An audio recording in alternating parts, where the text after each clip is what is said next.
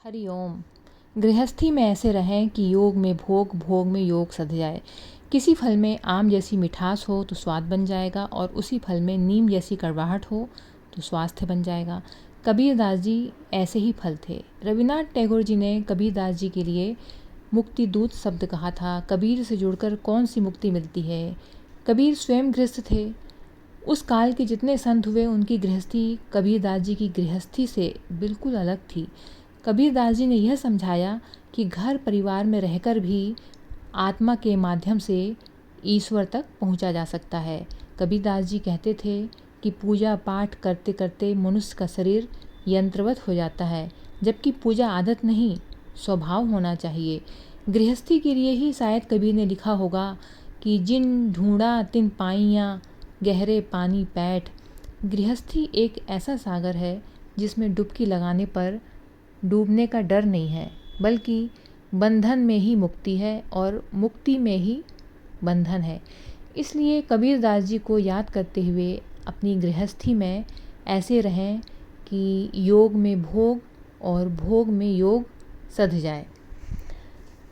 प्रतिवर्ष ज्येष्ठ माह की शुक्ल पक्ष पूर्णिमा के दिन मध्यकालीन युग के महान कवि संत कबीरदास जी की जयंती मनाई जाती है, जो कि आज है 11 जून को।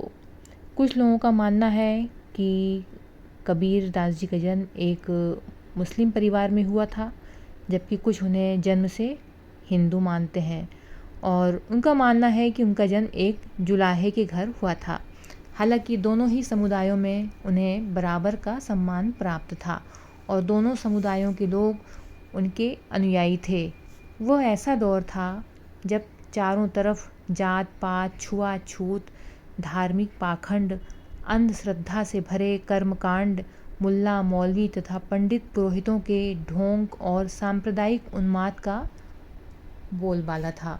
सदैव कड़वी और खरी बातें करने वाले स्वच्छंद विचारक संत कबीरदास जी को कई बार हिंदू मुस्लिम दोनों ही समुदायों से धमकियां भी मिली, लेकिन वे कभी भी विचलित नहीं हुए और समाज में फैली कुरीतियों, कर्मकांड, अंधश्रद्धा, अंधविश्वास, आडंबरों तथा सामाजिक बुराइयों की कड़ी आलोचना करते हुए उन्होंने समाज में प्रेम, सद्भावना, एकता और भाईचारे की अलख जगाई।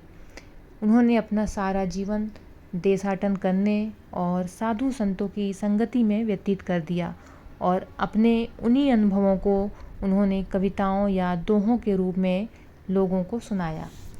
कई सदियां बीत जाने के बाद भी कबीरदास जी के विचार 21वीं सदी में भी बेहद प्रासंगिक हैं। उनके कार्य की पहचान दो दो पंक्तियों के उनके दोहे हैं, जिन्हें कबीर के दोहे के नाम से जाना जाता है।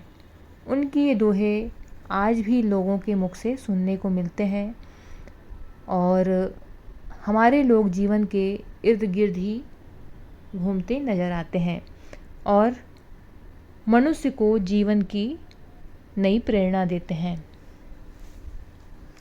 तो कबीरदास जी गृहस्थ थे और गृहस्थ में कैसे रहना है कि आप योग में भी भोग और भोग में भी आप योग आपका सध जाए, तो उन्होंने बहुत बढ़िया संदेश दिया है। तो वीडियो पसंद आए लाइक, सब्सक्राइब, शेयर, कमेंट ज़रूर करें।